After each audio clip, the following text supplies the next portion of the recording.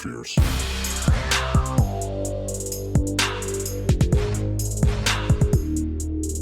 Downright fears.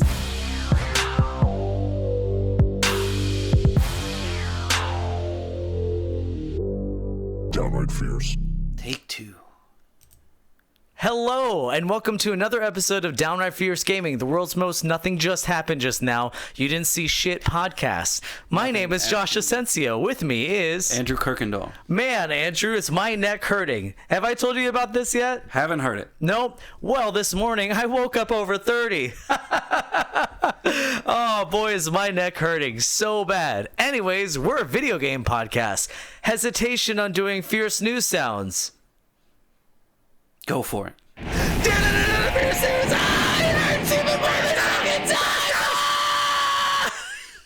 Did that hurt as much? No, because adrenaline is pumping through my veins, Andrew. It's pumping right in there. Okay, that last little bit hurt. But Fierce News is, of course, brought to you by Patreon.com. No, it's not. Twice. Is it brought to you by MC Lars? Brought to you by MC Lars. Check him out at patreon.com/MC Lars. By the way, if you are listening to the audio podcast of this later, none of this intro is going to make sense.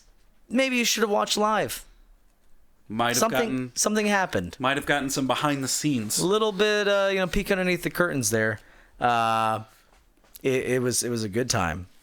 So, first piece of news, it's finally happened. Or it's happened, it's finally happened. Has it happened? It's happened. We don't have to talk about it anymore because it's happened. PlayStation name changes are coming early next year. So here's the thing, though. I'm starting to think we kind of just bullied Sony into this whole thing. They're saying that the name changes are only guaranteed to work on games released after April 1st, 2018. There's also a list of games to be revealed later that won't work on it. And they were very clear that not all PS4, PS3, and Vita games and applications will work with the process. So just to be clear, these are PlayStation ID names? ID names, yeah.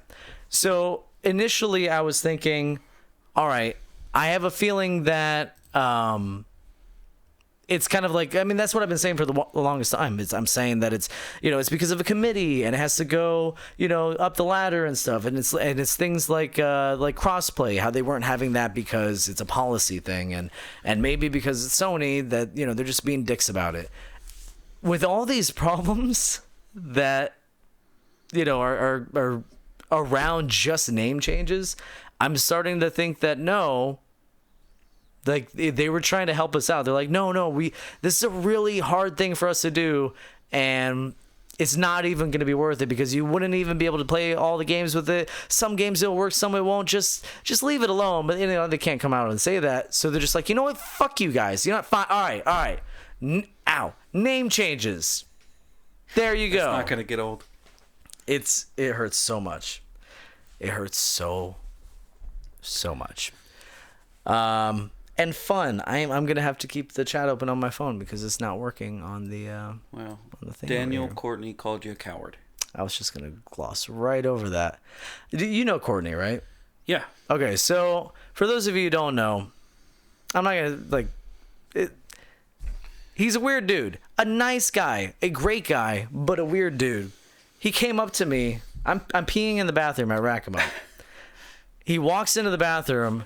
Starts peeing, and then just complete silence goes, coward.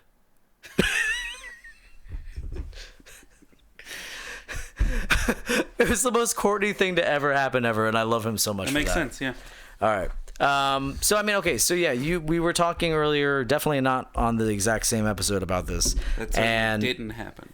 And you are saying you don't see what the big deal about this is, right? Well, I don't know why it was such a problem to begin with. It should be something that's fairly easy, technologically speaking, to just change a gamer tag, basically. Exactly, and that's why everybody's been freaking out about it. That's why everybody's been like, just fucking do it. It has to be save as name change. It has to be that easy.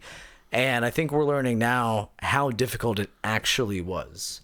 And so it's half because people just want that freedom to be able to change the name, and you only get a free name change once. After that, it's like $10 or something.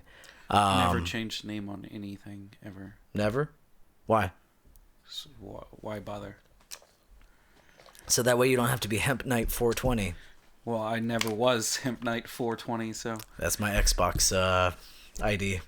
it's pretty dope. Why would you want to change that? I was a really big fan of Marijuana. No, well, I mean, yeah, in college, but of Jay and Silent Bob, like Kevin Smith movies, and that was Kevin Smith's character. They called him, I'll get you, you Hemp Knight.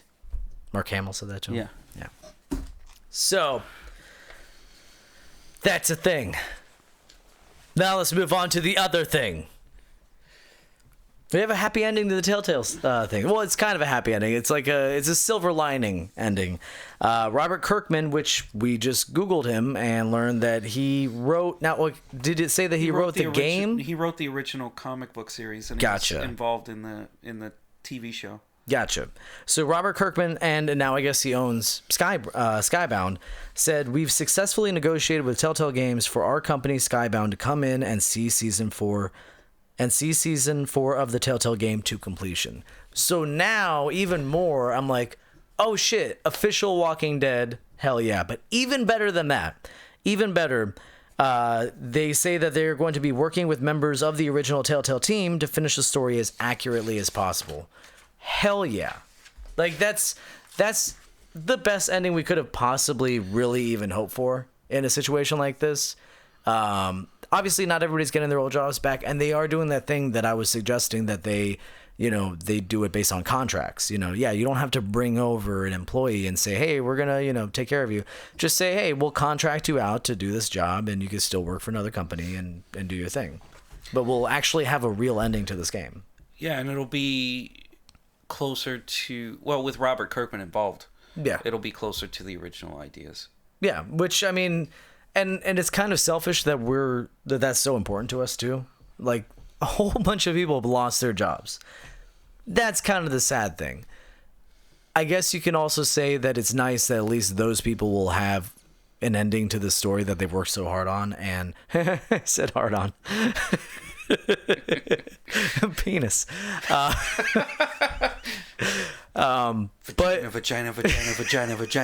Vagina. Big poopy diapers. Big poopy diapers. It's nice that there's an ending to this, for lack of a better term, story. Well, yeah, I mean, the Telltale games are really more of, to me, they're more of a interactive story rather than a real game. Yeah. I mean, the play involved is very minimal, so it's just getting the story. I mean, it's a choose-your-own-adventure book. Exactly. And it's, I don't know, it's nice. That's cool. All right. So, moving on. We don't have much news, so we're going to try to squeeze every little bit out of every single one of these as possible. Big news. Big news. We do? Which one? That one.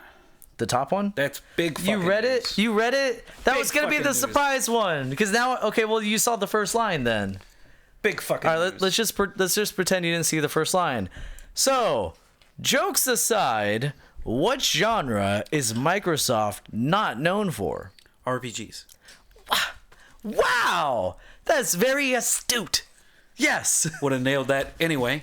Yeah, RPGs. Microsoft, not really known for RPGs. We've learned recently that Microsoft is close to acquiring Obsidian. One source even says, quote, "It's a matter of when, not if." So Obsidian is known for the Pillars of Eternity series, which I know you're very familiar with, correct? Fantastic games. South Park, The Stick of Truth. Fantastic. Oh, yeah.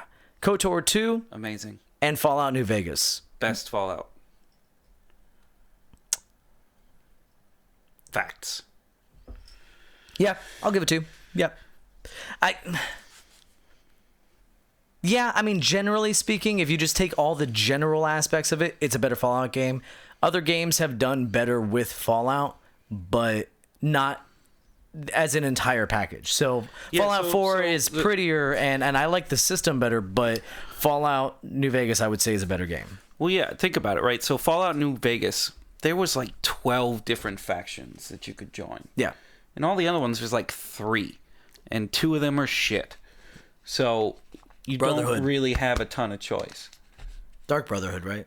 Or just Brotherhood? Well, Brotherhood of Steel. Brotherhood of Steel That's changes depending on which game it is. I mean, Well, I'm saying for 4. Yeah. That one, that was the shit. I like the Railroad. Oh my god. We got another colony that needs your help. No. That's the Railroad's like the underground. The underground, railroad. yeah, the underground, yeah. I know what you're talking about now. Yeah. I thought you were talking about that fucking annoying ass dude. Preston Garvey can suck a dick. God, 12 dicks. I didn't agree with them. That's why I didn't really like the Railroad people. Raleigh is right. I do have a killer shirt. Yes, Raleigh Jones says killer shirt Andrew. He's right. Let's go Heat. Oh, okay, cool. Okay, But so yeah, this is really big news. Oblivion. A lot of people would contend that Oblivion is kind of on the kind of level as like BioWare as far as Obsidian. Sorry. I'm like, oh my god, they did Oblivion too? No. Did Bethesda contract Obsidian, that out? Jesus, I'm retarded.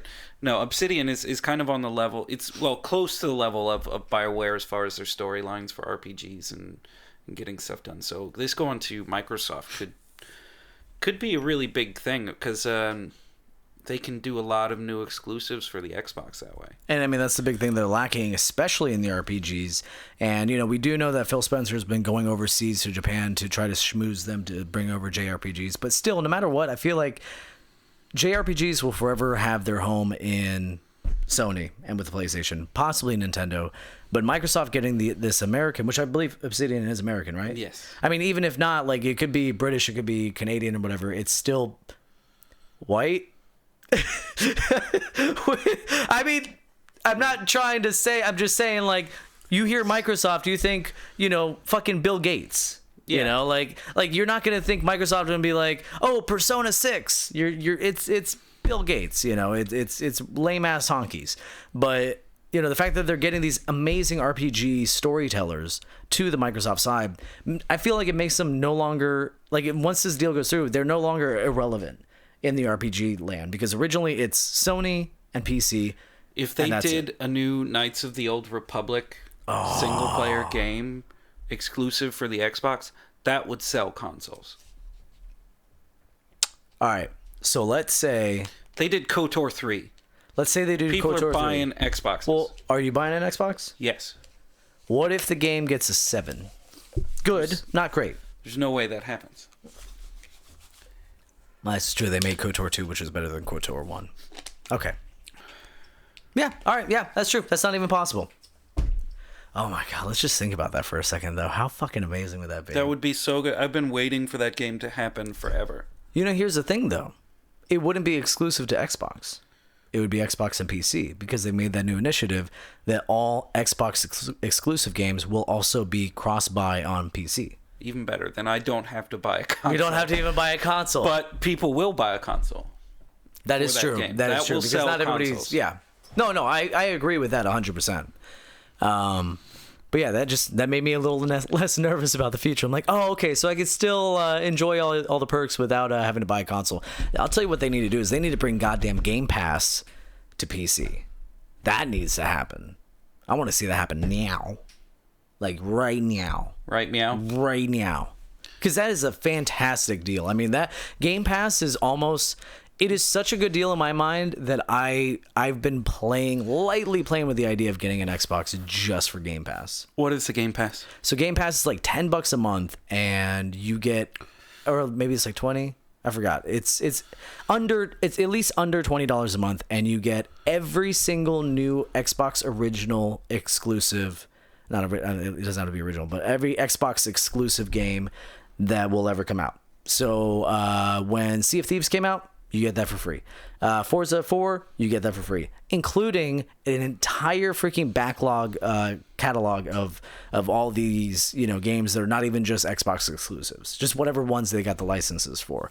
You can download them and then play them like you would what PlayStation Now is starting to do. So is it like the EA thing? Yeah, EA Origins Premiere. Yeah, it's exactly like that. That's a freaking amazing deal. I love that deal. And then they even have a thing where if it's like Netflix and they take it off of the what you call it, they lose the license. Oh no, because it's like Netflix where like sometimes not it's not even about licenses. They just take them off the network. you have the option to buy at a discount. So, I don't know. I love that service, and I'm really down to try it. The biggest thing that's been keeping me from getting an Xbox and getting Game Pass is the fact that my back catalog is just obnoxious. And I've given up on some games that I realized I bought it in a Steam sale and just shouldn't even fool myself. You end up with a Steam bundle and you get 30 games that you're like, I only want 2 of these games. But I mean, even those 2 that you want, like I bought Alan Wake a long time ago because it was like going for $1, and it was Definitely worth $1. Well, I mean, I played it already though. Yeah. That's the thing. If I've never played it, then I probably would have already played it. But I've already played it, and I was mostly buying it because they were losing the licensing and it was about to disappear from the Steam stores. So I bought it for that reason, and it was because it was cheap. That game, I mean, there's Alien vs. Predators I have on my computer. These are all games I very much enjoy, but I'm not going to go back and replay them because I've got so many new games I need to play. Yeah. And so I've kind of given up on that, thing. In fact, I got inspired while there's a shower idea. Mark says Steam Pass. Oh, Steam Pass, please. Oh, God. Oh, Mark. That's the future. That's the future. That's how Steam takes over the world. I will be a very happy boy. How much do you think they could charge for a Steam Pass? It'd have to be a lot. Like $50 a month? I think that's a fair price. To get their entire library. Well, it wouldn't be an entire library, but to get like a pretty sizable chunk, $50 a month. I would pay $50 a month if the offering was substantial. Yeah. Absolutely. So I was thinking, it was a shower idea I wanted to write this article about, and the title is Stop Buying Steam Sale Games. Why would I ever do that? Okay, well, think about your catalog, right? Think about your entire catalog and be honest with me. Be honest with yourself. How many of those games that you bought for like $1 or whatever have you actually played? I'm even go so far as to say to launch the program. I'm pretty selective in what I buy, even on the Steam sales. Yeah. I'm not one to buy games just because they're cheap. I'm really pretty picky as far as what kind of games I like. I mean, me too. I'm not one of the people who will like. I haven't bought. Actually, I did buy Half-Life. I wouldn't buy a game that I wouldn't enjoy just because it's cheap. Is that what you're saying? Yeah, I mean, I do have a lot of games in my queue that I haven't played. But that's just because I'll play one game for 3 months. Yeah.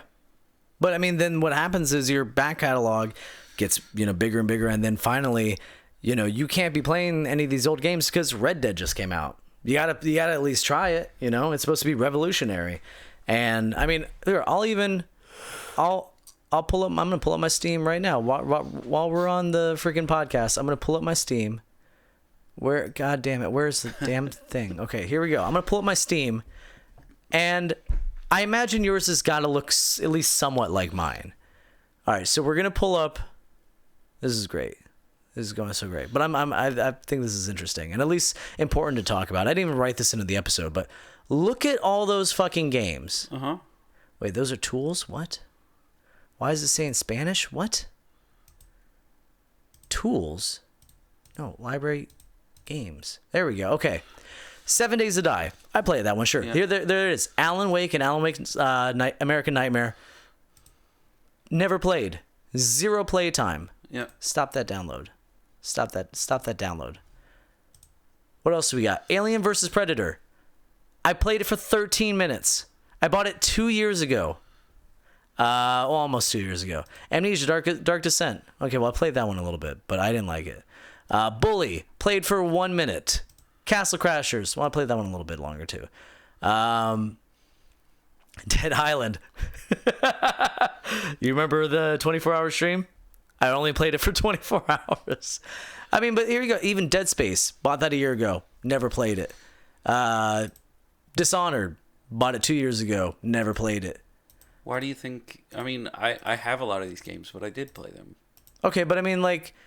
How many games do you have that are like mine, where it's like you bought it years and years and years ago and you've never played it? Most of them that I have that I bought that I never played came in a bundle that was cheaper to do that, to get one game that I wanted. I ended up with 4 games. So you're not saying that you're guilty, like you haven't gone on a Steam sale and been like, ooh, Max Payne 3, that's a fun ass game, and it's only $1. I'm gonna buy that. You haven't done that? No, because I get very annoyed a lot of times buying older games. When you try to run them on a newer system, they just don't work. Like Fallout 3, isn't that one of the ones? Fallout 3 is a major hassle to get running. That's so weird.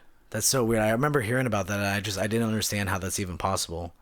I got it running for a while, and I played it for a while, but then it was just so buggy and would crash constantly. So, and Mark Mayfield says, "Oh no, I have too many games. Such a problem to have." It is a problem. It is. I mean, it's not like I'm like, oh, I threw out $50 for or $60 for Spider-Man, and I just don't have the time to play it. But at least I have it. Like, I mean, these are games that I bought for $1. Like you can accidentally spend $1. Maybe one day you're like, hey, you know what I really want to play today? Fucking Max Payne 1. That's a good game. And you know what I could play it on is another thing that has a library of games I haven't played. My modded Xbox with all the original Xbox games. How shit that game actually is. The first one? Yeah. And you know what? You were saying this earlier about Skyrim. Max Payne 1, nothing without the mods. The mods make that game. Yeah. All the Matrix mods and the freaking like kung fu stuff where you're doing like wall runs and you have a like fighting staff, like a bow staff, dude. See, that would be interesting. Like the regular. No, the regular one was shit. It's awful. It was really bad. But Max Payne 3 was dope. It was all right. It was fun. It was Rockstar. It was fun. It was the reason why we had GTA 5. It was fun. They were perfecting all the little systems in there to make GTA 5. It's GTA 5, a linear story. With bullet time. Oh, sorry, can't say bullet time. With flying through the air in slow motion chronicle. All right. Yeah, I've never played... Max Payne 3? No. Really? No, I've played Max Payne 3. Okay. I've never played GTA 5. I never got into any of the GTAs.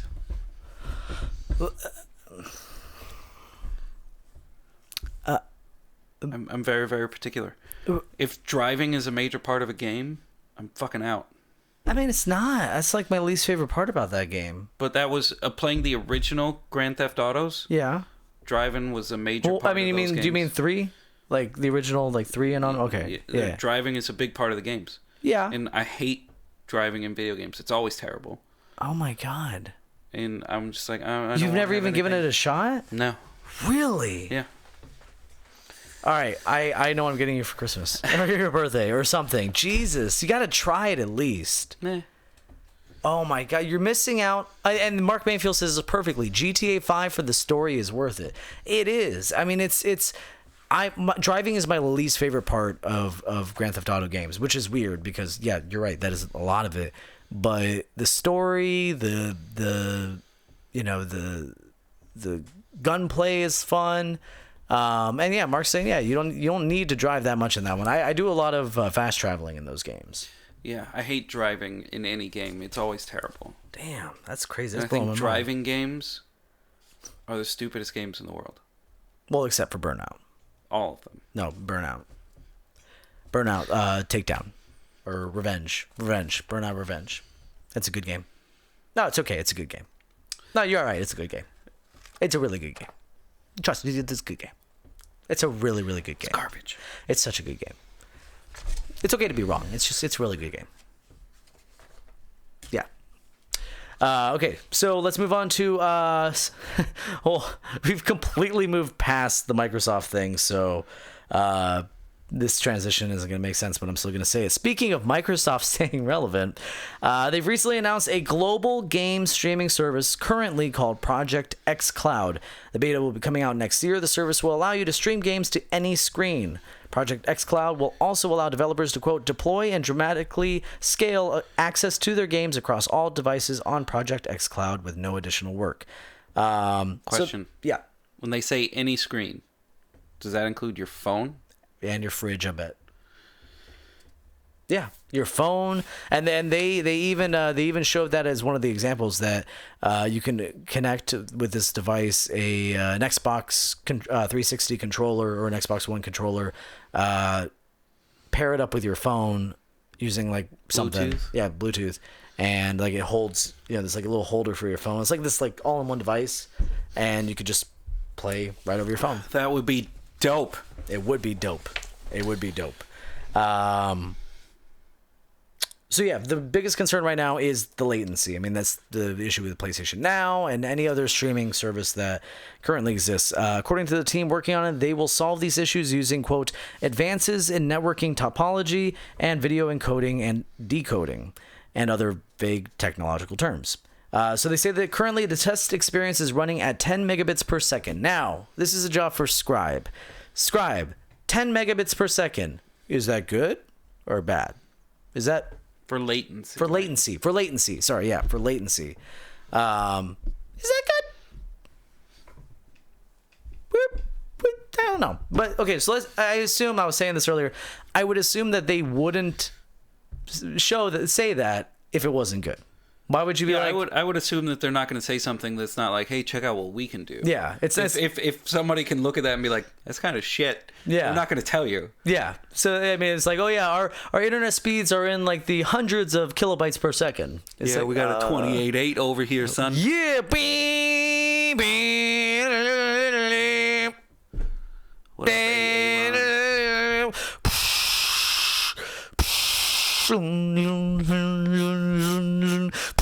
Are we going through this whole thing? Welcome. You've got mail. There it is. Okay, so that was mostly to kind of wait for Mark. There it is. Bandwidth requirements is fine, he says. Don't know what that means either. Nope, but that sounds good to me. Way to go, Microsoft. I mean, it's happening. It's happening. The biggest scare right now amongst gamers is that this is the death of physical media, which I still think is silly. They're saying that if all the platforms are going to be streaming, like all the games are only coming out for streaming devices, like, hey, the next Halo game is only available through our streaming service, then that means when the streaming service is gone, that game disappears forever. So that's the fear right now. I still think, I mean, there's no way that these companies are going to give up the opportunity to make money.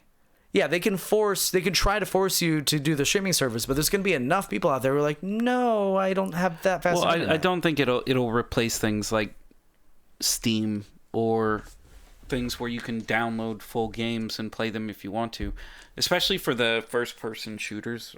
I mean, they're never going to be able to get that fast twitch response I wouldn't say time. Never, but I don't think we're anywhere close to that right now. Not anytime in the near future. Competitive frame rate and latency, I agree. I think you're right. But for like RPGs, Assassin's Creed, Odyssey, they just did that with Google. Any of those kinds of action adventure games or platformers or anything like that that's not super fast twitch, that would be really cool. I mean, if you don't have to buy an Xbox 970 or whatever the fuck they're going to call it, or PlayStation 5, and you can just stream it, why would you not? So here's what I'm thinking.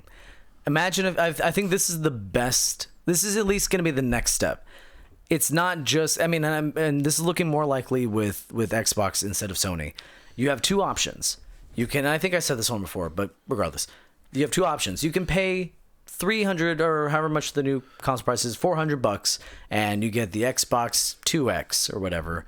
Or you can pay $50 and get a device that has all the same capabilities, all the same things. You buy a disc, you put the disc in, and it registers that disc as you owning the DRM rights to that disc, which it then connects to a server, allowing you access to play that game. So you could pay $50, still buy all our games, plug in the disc, and then that's just more DRM than anything. And that same disc also works in a regular Xbox, which still has all the information, which would allow you to stream that for a significantly cheaper amount. It's just, hey, you need to have fast internet, and you have to be always connected online. which doesn't that sound familiar for when the Xbox One was announcing always online? What if they've been trying to work this out and they kind of, we spoiled the surprise for them. I think where we could see a big shift is in the PC game, right? If you don't have to constantly be upgrading your PC. Oh yeah. I mean, if you could play everything at top specs all the time, and all you gotta have is, like a gigabit internet service, you're gonna save a fuck ton of money. Yeah. If you don't have to buy the new 2080 video card, which I totally want. I know, but it's like $3,000. Yeah. I'd like to save $3,000. No, I agreed. And Mark Mayfield was saying, why stream it if you have the hardware? Yeah, if you have the hardware, but it's like you're saying, is if you have to constantly upgrade, that would be amazing in the PC realm. These turnarounds, and if the developers are constantly working on the best possible platform, you could see advancements in, because we don't have to push out new hardware to the consumers, you could see graphical advances go much faster. Yeah, as opposed to having everybody with a, fancy ass system, and the same hardware sitting in store shelves. Plus, if everyone is running off of the same hardware, they can make it that much more stable. Yeah, you instead invest in having those PC built, things in your big warehouse or however that stuff works, and they can run it there. Yeah. I think so, but addressing the concern though that as soon as the service, actually I guess the idea I was posing, there's always still going to be people that are going to want to own the game, especially like modders, people who like to change things in the game, and that's the only reason that Skyrim is still popular. It really is. It's not that they released it on Siri, which is the Amazon Echo one is pretty awesome. Yeah, but that's not the reason people are still interested in Skyrim. It's because of the mods that keep it relevant. They've upgraded all the graphics. They've upgraded everything into the game to make it really a current gen game when it's from Xbox 360. Yeah. And Mark Mayfield says, I'm down for consoles just being fancy front ends. Yeah, me too. All right. Let's move on to, speaking of the future of gaming, here's the least surprising bit of news this week. Sony has officially confirmed that they are in fact working on the PS5. They say it's not currently called the PS5, yes, but it is. Yeah, it is. I haven't read that, but come on, Sony. So this was revealed during an interview with the Financial Times, who have also reported that its sources said the upcoming console, quote, might not represent a major departure from the PS4, and that the fundamental architecture would be similar. God damn it, Sony. If you don't put a little tiny PS3 and a little tiny PS2 in there, I'm going to flip my shit. I'm going to lose it. Did I say that right? What about the PS1? No, I'm gonna. Yeah, I will flip my shit. This is your chance. I realized as I was saying that, I'm like, I think that's exactly what I wrote down on the paper. Wait, what were you saying? You forgot about the PS1. PS1 is far enough back to where you could probably just do regular emulation for that. Because that's the problem with running emulation for a PS3 and a PS2 is that it's hard with the specs that the PS4 has to run the emulation, but all the way down to a PS1. If we're on our PS5, they could emulate a PS1 on there. I don't even understand how they couldn't possibly. You're probably right. But yeah, backwards compatibility is becoming the standard. And I wrote this down, and then later on I saw an article claiming that possibly they're looking into architecture that would allow them to emulate these previous games using science. I don't know, using some kind of science that would make it to where they don't have to have that powerful of hardware to do that. But it just looked like speculation to me. So, what do you think? I don't really care about backwards compatibility because everything is backwards compatible on a PC. Well, yeah, but let's say, do you still have any of your PlayStation 1 games like Final Fantasy? Yeah, I still have a PlayStation 1. Oh, okay. Well, I mean, still, like, I have you a could take... PlayStation 1, 2, and 3. So you could take those games and just, like, plug it into your PS5. Or I just plug it into my PS1. But then you have to change the input on your TV to PlayStation 1. I'd have to plug in something anyway. Is it currently plugged into your TV? No. Yeah, you have to get out. You have to... None of them are. Why? So I play everything through the PC. Oh, okay. God damn, my neck is hurting so bad. Oh, we got quite a while before we said anything. Though. My God. It hurts so bad, you guys. All right, we gotta... I might need to make this a short episode. Like, it's swelling up. It's really bad. PS5, that's that thing. So that's where Sony is fucking up. Here is where they are not fucking up. This is just super quick. I'm really excited for it. If you don't have a PSVR, this isn't interesting to you. Or maybe it is. I don't know.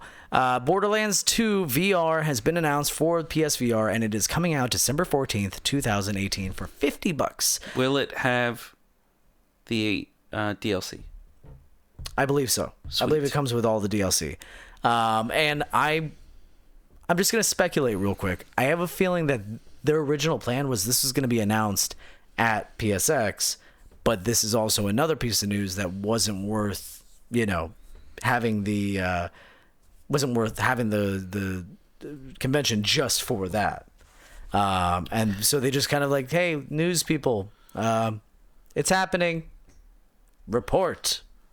And then I feel like this is such a big deal for PlayStation VR. Such a big game. So many hours can go into this game. I mean, Skyrim got the same treatment. Skyrim got a big treatment. It was at E3. I mean, it's this big presentation. I feel like Borderlands 2, especially in VR, being able to shoot in different ways and doing cool stuff. Like, it's a perfect game for PSVR. And the fact that it's only coming to PSVR, fantastic. I feel like this game, it deserved a convention, it just didn't get one. And it's coming out this year, which there are no other conventions this year, so. I mean, it makes sense to just put out the news. It's that on its own is not enough to fill a spot for a convention. No, I agree. But I mean, even the Skyrim VR was, it was like what? A 3-minute spot. I think that they'll really start getting into big news when they develop a new game specifically for VR. They have, and it just didn't work out. But like if they would release Red Dead 2 also in VR at the same time and not 6 years later. Well, they tried that with with Tomb Raider, but it wasn't even like the full game. It was just like a little expansion part of it. And I think they're doing that with the Zone of the Enders. But when they're able to do that, that's when it's going to get a big push. Yeah. Until then, people are like, yeah, I beat that game in 2010. But in VR, though, it's so good. I mean, yeah, Tiny Tina was fucking hilarious. But oh my God, yeah. I mean, and here's the thing. I didn't even really like the Borderlands games. I didn't. I played them. And I think I beat the first one. I don't think I beat the second one. I was not a big fan of those games, but that is absolutely the kind of game I would want to play in VR or Switch. These are very grindy games. I'd be down to play that on Switch. They are very grindy, but I think VR would be fun for that game. Just the animation style, so it's not super taxing on the system. Oh man, I just realized the animation style is gonna be really weird in VR. You're gonna be fully immersed in a cel shaded world. Yeah. Whoa. So that could be really interesting. I'd like to play it, but I'm not going to buy PlayStation VR to play it. Well, fortunately for you, I have a PlayStation VR, so unfortunately for me, you're moving. Oh shit, that's right. Well, fortunately for me, I have a guest room and an upcoming studio that's going to be amazing, and everything's gonna be already set up, so I won't have to ask you or anybody to set up the room for me because my neck is hurting. Did I mention my neck was hurting? You did so bad. A little bit, not too much. Only facing this way too doesn't make it feel any better. You gotta move the whole body. The chair look at swivels, so that helps, right? It so helps. It so helps. If it didn't, yeah. Oh man, I'm just gonna pretend there's something really interesting that way because this is like sex right now. It's just sweet relief. Right, and so it's over just as quickly. That's all the news? That's it. That's all the news. Moving on to video game recommendations. I still recommend Divinity Original Sin. Holy shit, that game is amazing. 2. I keep forgetting to say 2. It's I think about this game when I'm not playing it. I come up with these like things I want to do in this world, like adventures I want to have in this world when I'm not playing it. The battle system is very interesting, especially with the terrain and the barrels and all kinds of weird stuff that you can just pick up and move for no apparent reason other than magic works. Magic. So you can set up a lot of fun traps and do a lot of cool stuff in that game. The storyline for me kind of fell off after the first couple of chapters. Mm-hmm. I liked the first one more for the storyline. So I've been thinking about this with going back, when I'm done with this one, to going back to the first one. Combat and all that, how different is it from the first one? They're pretty similar. Oh, thank God. It's just more refined in the second one. So, I mean, I'll get at least the same. So is it like XCOM 2 and XCOM 1? Have you played those? I've played 1. Okay, so XCOM 2 was a lot like XCOM 1. It just added a lot more features, and it made things like run a lot better. Is that kind of what you're saying that it does? Yeah, I mean, they run off the same basic principles and point systems and gotcha. A lot of the same things. It's just subtle tweaks and some buffs and nerfs and. Damn! So I should have played the first one first. Yeah, the first one was really good. The learning curve is pretty steep. I mean, when you start out, you're gonna get fucked up a lot. Are you saying with both of the games or just one? One especially, but I feel like that because I played 1, 2 wasn't. I was already familiar. I mean, I picked up on it pretty quickly. It immediately I'm thinking, okay, this is like any MMORPG. It's just you have your skills and you can use them, and then I realized the point system, like, oh, points, and then I gotcha. So it kind of like evolved from that. Yeah. But I'm playing that, and fuck it, I'll say it.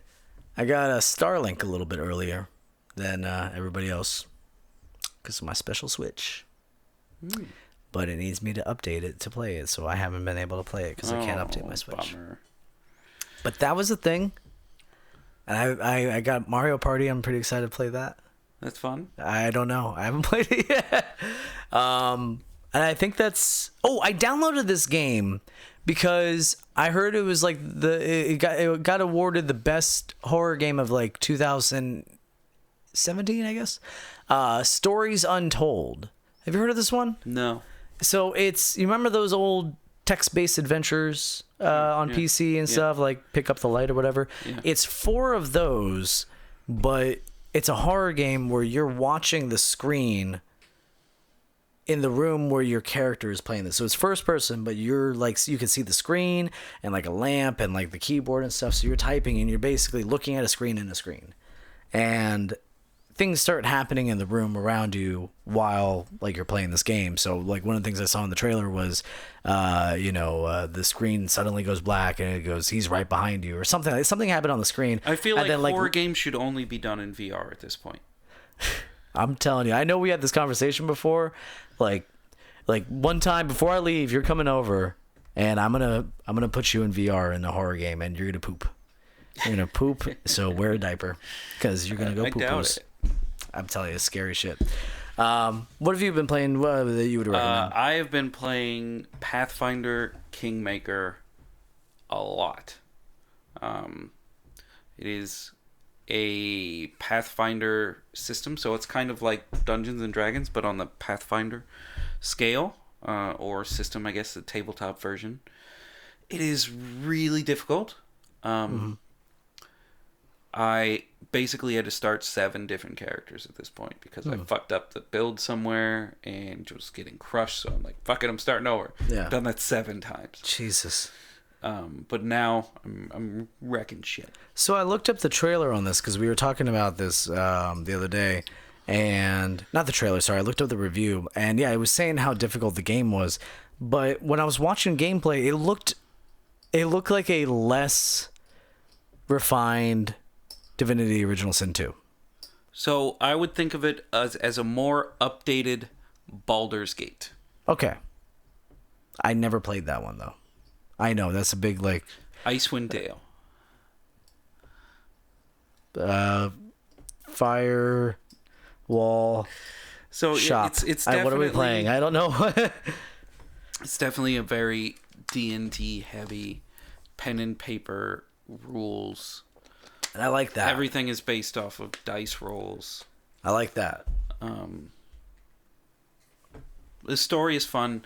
There's a whole kingdom creation part that is very... There's a learning curve, but once you pick up on it, it's good. But the tutorials are kind of just like, do the thing. Yeah, it looked like that from the It's review. like, do the thing. And I'm like, Yeah.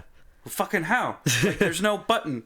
At one point it tells you to upgrade your town into a city or village into a town or whatever the fuck it was. But it Well, doesn't as tell we've you- learned from Brandon, town is city. doesn't tell you how to do that. Okay. And it's something you can't actually do when it tells you to do it. Mm-hmm. You have to wait until like the next chapter of the story before you're actually able to do it. And I never understood why games do that. By the way, Carolina Jarvis says, "Hi guys." Hey Carolina. Hello. How are you? If you're wondering why I'm rubbing my neck, oh man, do I have a story to tell you that I'm just not going to share again. But I've never understood that in games why I feel like tutorials should be the most crucial aspect to a game. Not to say that you have to force somebody into a tutorial, but to give them the resources to find out this information in an easy way. I think that they should just point out some things that may not be so obvious. Like Clippy, like a little Clippy that pops up. Hey, it looks like you're trying to turn town into city. Yeah, here's what has to happen first. Yeah.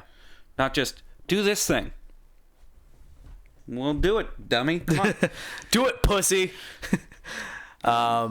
And yeah, Carolina says that's such a tease. I woke up, my neck hurt. That was it. It's not an interesting story. The episode started so badly.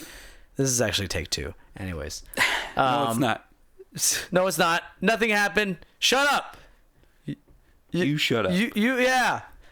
So you're saying then that once you get past like the learning curve, then it turns into a good game? I've progressed quite a bit in the game by doing nothing else in my life other than like I cleaned my house and did laundry, but that was... Did you beat Divinity Original Sin 2? I did. You did? Yeah. How many hours is that game? I want to say it was like 50-ish. That's not that bad. I thought it was going to be way more. I thought Like this was going to be my life. The beginning takes a lot longer. Then the ending, you can just kind of go, oh, just go there. Yeah. Oh, okay. Am I off the boat? I know I got on the boat. And I'm still on the boat. But I just got done with that big battle where the people show up and they're like, "Oh, fuck you," and they try to fight me and stuff. And I wrecked them.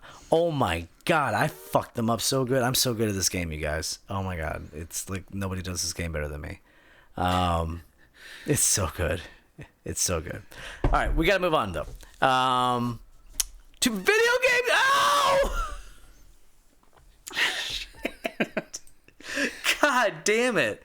Video game 20 questions. This is where I picked a random video game, and Andrew here is going to have 20 yes or no questions to figure out the name of that game. My wife just started watching. She's going to watch me be terrible at this. So 20 yes or no questions. I will still have chat open up on my phone, so if you guys come up with a question that you think will help him, then I will pluck that gingerly from the chat, and I will give that to him to use with his mouth. Okay. Sex. So, start. There's the pen! There's the pen I was looking for! Oh my god! I thought I lost this one. Yay! Okay. Was the game released on optical media? I fucking love you, and I love you for using that question. Yes. Was it an exclusive? No. Well, shit. Was it an RPG? Yes.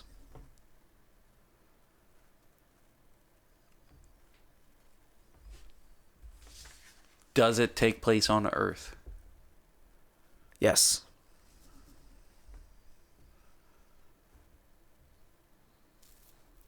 Great questions. Shit. Seriously, we need to have like a seminar, and you're going to be the teacher for all the other podcasters so they know how to ask interesting, helpful questions.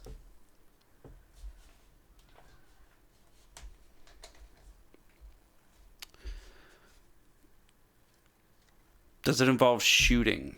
Yes. That's 5. Shooting RPG on Earth. Now, the record is 6. I don't know if I've got it yet. I think... Oh, that's a good question. Oh, I'm going to save this for after 6 if you want to...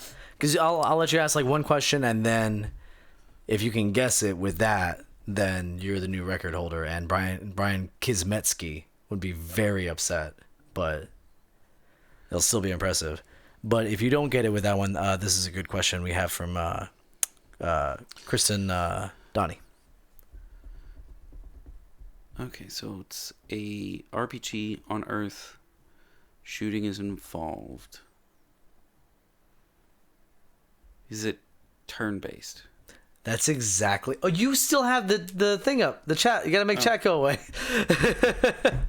Then that's exactly what Kristen Donnie asked. So, no. It's not turn-based. Takes place on Earth. Optical media. Is it Mass Effect? I will allow you to get one wrong just because you were going for the record. No, it is not. Okay. But the game is not over. We'll continue. Okay. I wanted to, give you a shot at that. And also, that doesn't take place on Earth, does it? It starts on Earth. Does it? At least. Is that Earth that you go to? You go to Earth in Mass Effect 1. Do you? Well, you go to the moon. You go to Earth in Mass Effect 3. You start on Earth. You do? Yeah, you start the game on Earth, and you have to leave. So that big claw thing coming down, that was on Earth? Yes. Huh. Okay. Okay, so shooting involved, RPG, not turn-based, on Earth.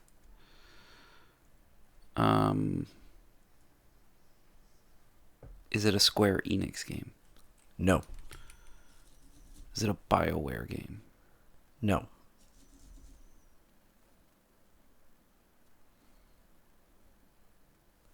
Is there a team that you play as? What do you mean? Do you control multiple characters? No.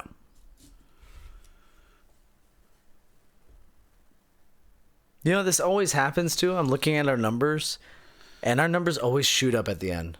Like, just skyrocket. I feel like this is both simultaneously the most interesting part and the least interesting part, because, the people at home are kind of guessing too, like, ooh, I wonder what game it is. But then simultaneously, it's us just sitting here. I feel like you have no idea what we're doing. It's us just sitting here going,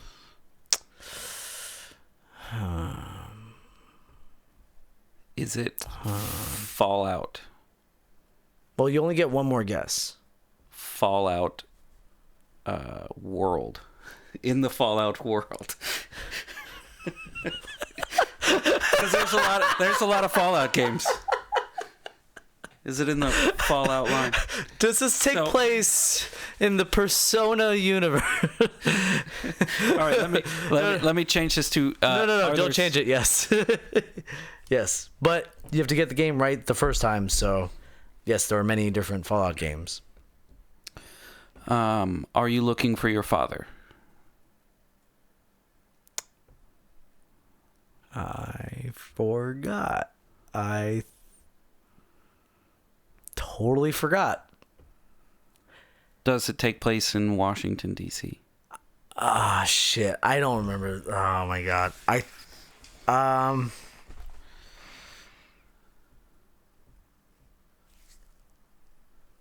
Yes. It's Fallout 3. Yes. I'm like, okay, hold on. There's Boston, which is the new one, and then New Vegas. So then the only one left is Washington, and then I remember, yes, it is Fallout 3. Is that the one you're looking for your dad? Yes. Okay, cool. I thought so. I couldn't. I didn't want to say yes and then be like, oh, it's yeah. So yeah, Fallout 3, 2008 came out for PC, PS3, and Xbox 360, single player only, and it's an action role playing game. And that's it. It was a really, really good game. Hell yeah, fun. it was. New Vegas is better.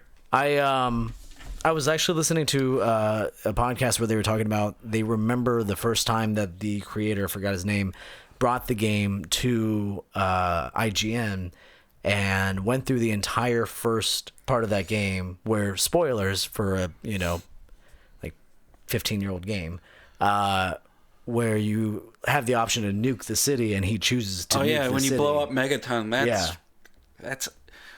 It was always hard for me in games to be a real asshole. I'm gonna be evil this playthrough, and I start out, and I'm like, and then it's I can't. Why am I?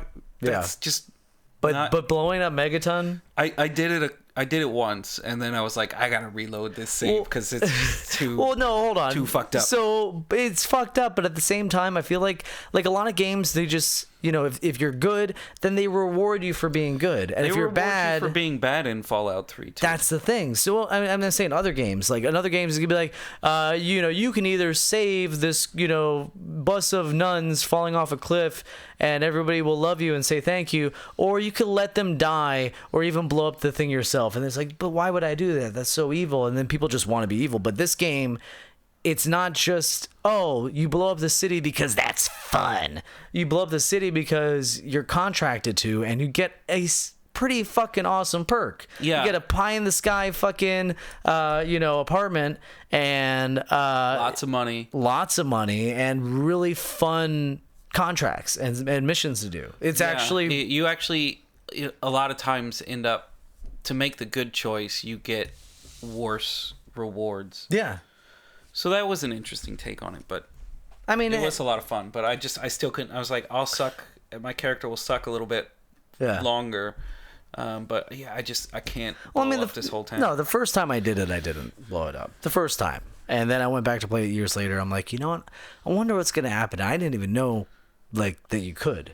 And I mean, it was only like a couple of years later. So I went back and I'm watching, I'm like, that was fucking amazing. That was what the person from the podcast was saying. It's like, just seeing that, it's like, okay, this game is going to be special. Especially because they take you out so that you can watch the town blow from up. the best view. Yeah. From just the best it's not view. just that you're going to blow it up and you're going to get a little, oh, you blew it up, you're a bad guy. There's like, no, let's go check it out from the top of this fucking giant tower over here. Yeah. Right outside the Fallout zone. And we're just going to watch all these people burn to death. Anybody got some popcorn? All right, guys, and that does it for us. Thank you so much for watching. We do this every Sunday on Facebook.com/DownRFierceGaming, YouTube.com/DownRFierceGaming, or Twitch.tv/DRFPodcast. That is every Sunday at 8:30 Eastern Standard Time, or you can listen to the audio episodes every Monday, or sometimes late on Sundays, on iTunes, Podbean, Google Play, and Stitcher. If you want to buy a t-shirt, you could do that at teespring.com/DownRFierce, where we also have posters. You can go to patreon.com/DownRFierce to give us money, so then that way maybe I can just hire a helper to just come every Sunday and set up everything so that it doesn't break. I don't know. But I'll tell you what it does. It gets you all of our exclusive content 1 week early, or just you're the only one who gets it, like dad joke number 3. That's totally worth it. You gotta be a Patreon subscriber. It also gets you thanked at the end of the episode. So we want to thank Mark Mayfield. Thank you very much, Mark Mayfield. I want to thank Tristan Haynes. Gotta say Tristan Haynes. I don't know why my mouth started doing funny things like that. We want to thank Brian Altano, Damon Hatfield, and MC Lars for letting us use their music. I want to thank our executive producers, Carolina Jarvis, Brian Kismetsky, and Sir Andrew Facekicker Kirkendall. Cool beans. Appreciate you, brother.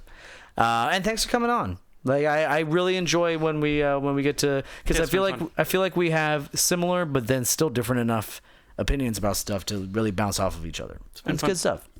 And with that, we're going to go to the music video of the week, like we always do at the end of the episodes. This week it is going to be Marion Crane, and the song is called Adrenaline. It's a dope song.